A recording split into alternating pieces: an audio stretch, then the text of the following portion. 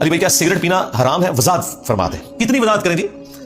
Cigarette جو ہے قرآن کی اس آیت کے تحت وَلَا تُلْقُوا بِأَيْدِيكُمْ إِلَى التَّهْلُكَةِ، اپنے ہاتھوں سے اپنے آپ کو ہلاک مت کرو، اس کے تحت سگریٹ پینا حرام ہے. کہتے ہیں قرآن حدیث میں کہاں لکھا ہے؟ قرآن حدیث میں لکھا ہے اپنی جان کو ہلاک کرنا حرام ہے. بسم اللہ الرحمن الرحیم. خدا جب عقل لیتا ہے حماقت آ ہی جاتی ہے. اچھا ہوا انجینئر مرزا پکڑا گیا، ورنہ یہ امت کے اندر جو نوجوان نسل ہے جس نے مدارس کا کبھی منہ نہیں دیکھا، جامعات میں کبھی نہیں گئے، جن کو احادیث کی اقسام کا نہیں پتہ، نہ ان کا ترجمہ کرنا آتا ہے، نہ اور کسی قسم کا کوئی علم نہیں ہے، اور اس کے بیان سن کر وہ لوگ دین میں مزید بگاڑ پیدا کر رہے تھے اور کہتے ہیں جی ہم حدیث کو فالو کرتے ہیں، حدیث کی تعریف آتی نہیں ان کو، کہتے ہیں ہم حدیث کو فالو کرتے ہیں، یہ کرتے ہیں وہ کرتے ہیں. اب اس نے جو بات کی کہ سگریٹ حرام ہے، اب جو فقہا کا مفتیان کرام کا جو فتویٰ ہے وہ ہے سگریٹ مکروہ ہے، یعنی ناپسندیدہ ہے. کیوں؟ کیونکہ اس سے نقصان ہوتا ہے. اگر تو ہر وہ چیز جو نقصان پہنچائے بندے کو وہ حرام ہے تو پھر تو کئی ایسی چیزیں آ جائیں گی اس میں، جیسے کولڈ ڈرنکس ہے تو یہ پینا بھی حرام ہو جائے گا. ہر بندہ بوتلیں پی رہا ہے، مہمان آتے ہیں ان کو بوتل پلائی جاتی ہے، یعنی پھر حرام کام گھر گھر ہو رہا ہے. اگر انجینئر مرزا کا اصول لیا جائے تو پھر تو حرام کا جو کام ہے وہ گھر گھر ہو رہا ہے. کولڈ ڈرنکس پینے کے جو نقصانات ہیں میں چیٹ جی پی ٹی سے ہی آپ کے سامنے لگا دیتا ہوں، آپ اسے ویڈیو روک روک کر بھی پڑھ سکتے ہیں.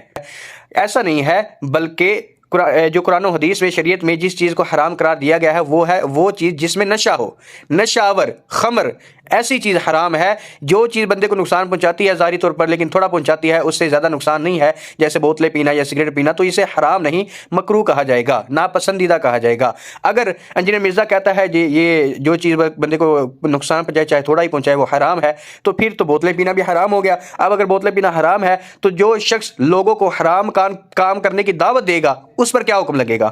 آئیے دیکھیے ذرا. صحیح مسلم میں پیارے آقا صلی اللہ تعالیٰ علیہ وسلم حدیث نمبر 4093 میں فرماتے ہیں، حضرت جابر رضی اللہ عنہ سے روایت ہے، انہوں نے کہا رسول اللہ صلی اللہ تعالیٰ علیہ وسلم نے سود کھانے والے، کھلانے والے، لکھنے والے اور اس کے دونوں گواہوں پر لعنت کی اور فرمایا یہ سب برابر ہیں. اب سود کیونکہ اسلام میں حرام ہے تو انجینئر مرزا کے نزدیک سگریٹ بھی حرام ہوئی، اور ایسے ہی جو بوتلیں پی گئے وہ بھی نقصان دیتی ہیں وہ بھی حرام ہوا. تو اب جو شخص کسی حرام کام کی طرف دعوت دیتا ہے تو اس پر لعنت کی گئی ہے. اگر یہی اصول ہے انجینئر مرزا کا تو پھر انجینئر مرزا پر بھی لعنت کی گئی ہے. کیوں؟